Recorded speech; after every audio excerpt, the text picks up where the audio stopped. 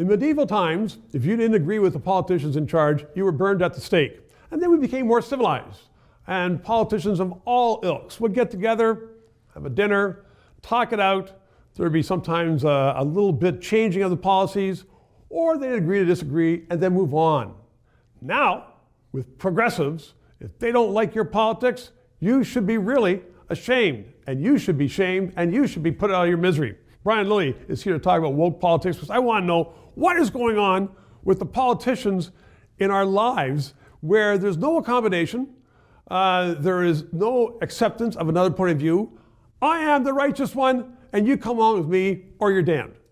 It's kind of the full embodiment of the tactics that Saul Alinsky put forward in Rules for Radicals back in the 1930s. Personalize it. Yeah. And they have taken that to an exceptional and extreme position of personalizing the politics. And now you're not just wrong on the policy, you're evil. You're less moral than I am, less virtuous. And that comes through in how people speak to each other. Within the legislatures. You should not be allowed to speak if you disagree with me. Well, there are people that think that Yes. way. And there are people that think, well, you know, you can't have friends who have different politics than you. My life would be very boring if that was the case, but there are some people that live like that. And I hear about it all the time. Why do you talk to dirty liberals? Well, because it's fun to bug them. That's why it's fun to bug them. But you know, you talk to people that have been at the legislature. Queen's Park used to have evening sittings, and they'd have the restaurant, and they'd have a bar that people would go and chat at in breaks between sessions. And you get people from all over together. That's gone, and I'm told that it is far less social, congenial than it used to be. There's no congeniality anymore, but I mean, if we're going to have, because that is reflected down into society, and you have this polarized society. You're really left or you're really right. And the country is ruining our country. So the other question I want to put to you, because you're explaining that one very well, how are we going to solve this? We can't be continuing as a society if we have people warring in the streets, which is almost what it's like.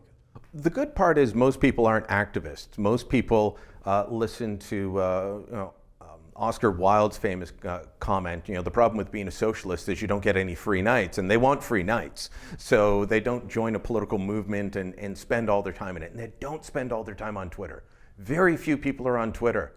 Crazy people like me, like you. We're on Twitter. People battle it out there, but most of the country isn't. So start talking to each other. Talk to your neighbors. Get outside. Go to the local Timmy's.